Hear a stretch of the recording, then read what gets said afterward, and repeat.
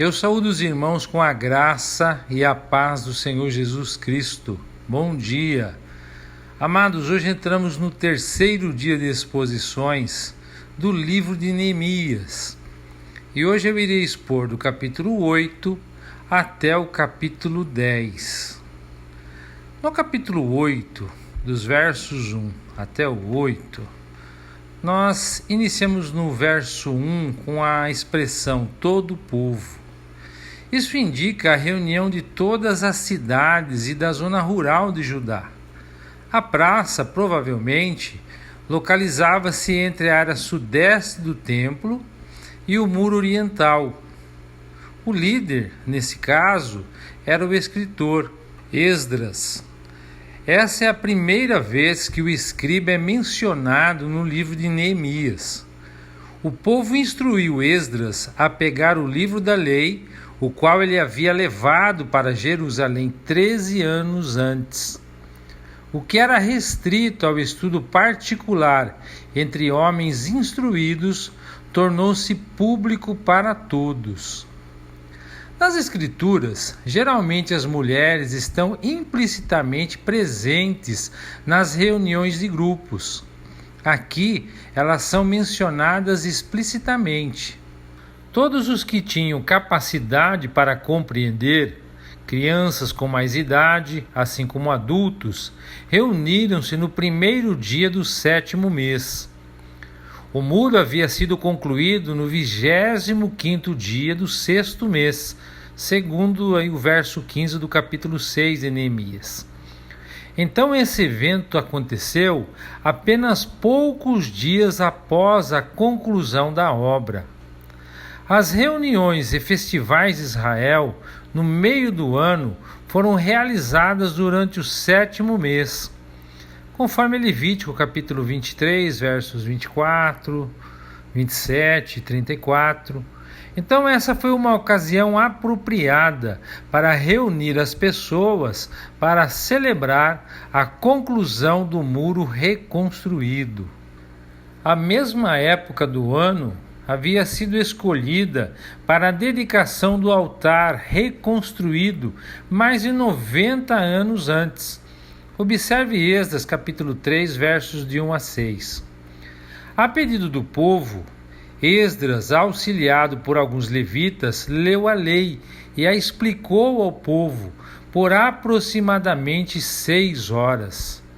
Havia passado muito tempo desde que o povo ouviu a lei, de tal maneira que todos ouviram atentamente.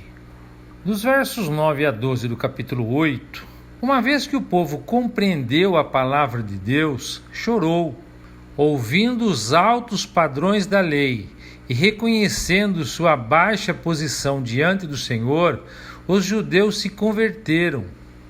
Neemias, Esdras e os levitas estavam, sem dúvida, alegres em ver a convicção do povo. Mas mesmo assim, encorajaram-no a parar de chorar e lembraram que aquele dia era consagrado ao Senhor. No primeiro dia do 7º mês, era realizada a festa das trombetas. Não era tempo de chorar, mas de celebrar. O povo foi instruído a celebrar a festa comendo, bebendo e compartilhando. A alegria do Senhor podia referir-se à alegria que Deus tem, mas o contexto indica que é algo que o povo experimentou. O lugar seguro do povo era o Todo-Poderoso. Os judeus tinham construído um muro e carregado lanças e espadas, mas Deus era a sua proteção. Quando descobriram o quanto haviam se distanciado da lei, estavam cheios de tristeza. Neemias estava preocupado com o fato de que a celebração, em vez de ser um período de festividades alegres, estava se transformando em um período de luto e choro. Dos versos 13 ao 18 do capítulo 8, no dia seguinte, os líderes de Israel voltaram para ouvir mais sobre a lei de Deus. Agora, a leitura da lei havia avançado para Levítico 23.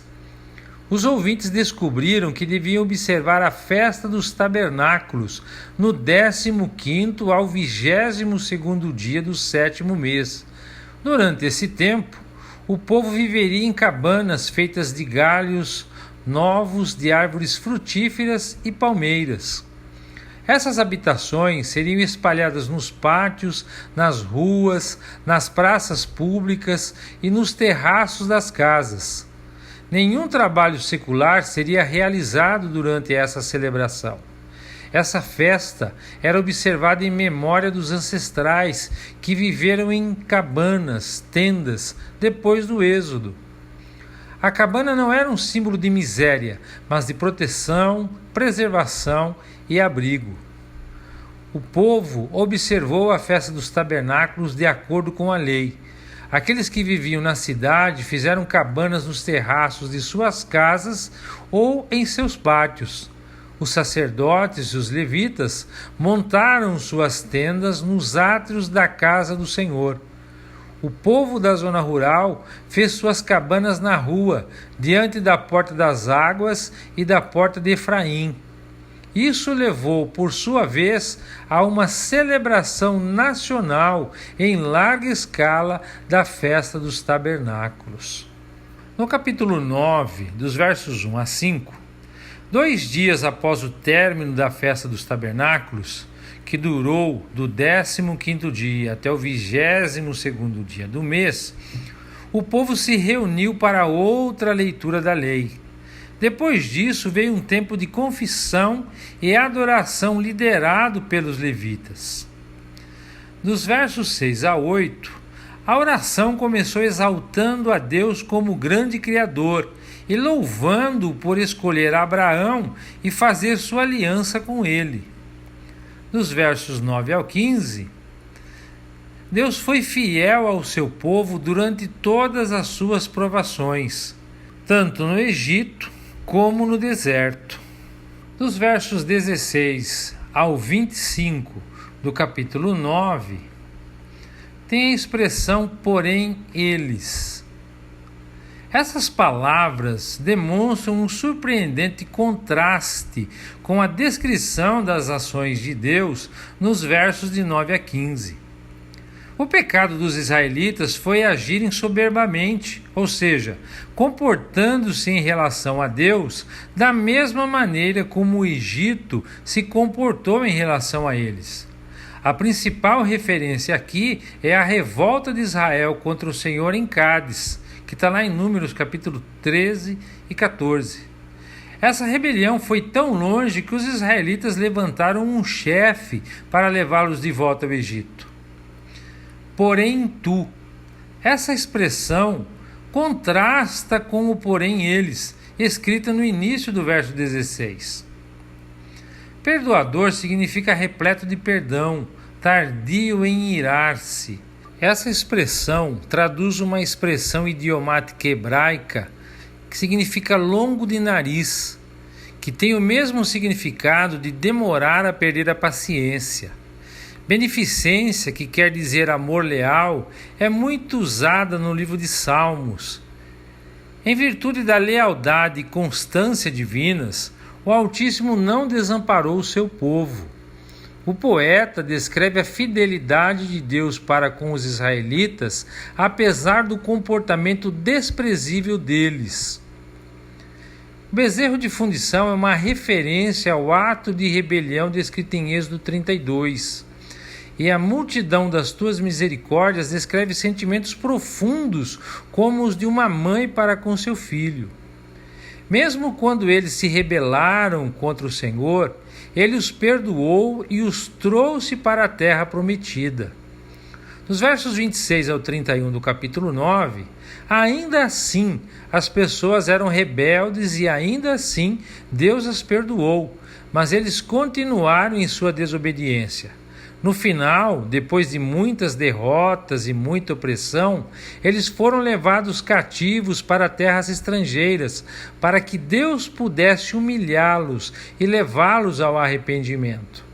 Dos versos 32 ao 37 do capítulo 9, embora estivessem agora de volta à sua terra, ainda estavam sob o domínio de estrangeiros. Eles confessaram que essa era uma recompensa justa pelos seus pecados, pois haviam sido desobedientes ao pacto. O verso 38, tendo confessado seus fracassos, o povo fez um novo pacto prometendo ser fiel a Deus. Eles confirmaram sua promessa com um juramento escrito, assinado por seus líderes em seu nome. Já no capítulo 10, a assinatura de um documento no mundo antigo era feita de forma parecida com o método adotado em tempos mais recentes, nos quais se usava um selo de cera. Um selo especial era pressionado sobre a argila macia e o modelo dele mostrava que a autoridade havia emitido tal registro. Dos versos 1 ao 13, os sacerdotes que selaram o acordo estão relacionados. Alguns desses nomes aparecem em uma lista posterior como chefes dos sacerdotes. 21 sacerdotes, chefes das famílias, assinaram um acordo em nome das casas e famílias de suas respectivas classes. O nome de Esdras não aparece, indicando que talvez ele não fosse o líder de uma família. Os levitas também assinaram o concerto. Alguns desses nomes aparecem posteriormente como chefes das ordens dos levitas. Dos versículos 14 ao 27 do capítulo 10, 44 chefes do povo também assinaram o concerto. Ao contrário dos líderes religiosos, estes eram os líderes políticos da comunidade judaica. É bom observar que Neemias foi o primeiro a assinar, já no verso 1, seguido pelos sacerdotes, versos de 2 a 8, levitas, de 9 a 13, e líderes civis, de 14 a 27. Todas as pessoas foram obrigadas pelo documento da aliança a serem obedientes à lei de Deus, versos de 28 a 29. No verso 30, nós temos os assuntos específicos mencionados no documento que diziam respeito a casamentos mistos. No verso 31, fala do dia de sábado e do ano sabático. Nos versículos 32 a 39 do capítulo 10, o restante do capítulo trata da promessa do povo de obedecer à palavra de Deus em relação ao templo. Nessa área, o povo fez 4 promessas. Primeira, pagar uma taxa ao templo a fim de cobrir as despesas das cerimônias de adoração no santuário de Deus. O versículo 33 lista os itens que a taxa supriria. Segunda, fornecer a oferta da lenha. A lei determinava que a lenha queimasse constantemente no altar. Está lá em Levítico, capítulo 6, versos 12 e 13. E Neemias fez com que essa fosse uma obrigação da congregação. Terceira, oferecer ao Senhor os primeiros frutos no templo, como reconhecimento dele como dono da terra. Vemos isso em Êxodo 23, verso 19, 34, verso 26. O povo prometeu os primeiros frutos de todas as árvores, o que significa que ele estava indo além das exigências da lei. Ademais, o primogênito dos animais também pertencia ao Senhor. E última e quarta promessa, a de remunerar os sacerdotes. E assim, amados, chegamos ao fim da exposição de hoje. Particularmente, me falaram muito ao coração os capítulos 8 e 9, porque eles mostram o caminho do avivamento, o avivamento verdadeiro, não o emocionalista e efêmero. Esdras expôs as Escrituras por 6 horas e o povo permaneceu em pé, ouvindo atentamente. Parafraseando Paulo, ou o rabino Shaul Hashaliah, como dizem os judeus messiânicos, A fé vem pelo ouvir, e ouvir a palavra de Deus. A santa palavra de Deus operou o quebrantamento e arrependimento pelos pecados no coração daquele povo, que chorava e se entristecia porque reconheceu que havia desobedecido a Deus. No capítulo 9, vemos o resultado desse arrependimento, a confissão dos pecados e o desejo de aproximar-se de Deus. A oração cumpria o que fora dito pelo profeta Jeremias: quero trazer à memória aquilo que me traz esperança. Aquela linda oração relembrava o povo do amor, misericórdia e fidelidade de Deus, apesar de toda a desobediência e obstinação daquele povo. Como eu disse a princípio, o verdadeiro arrependimento traz mudança de postura.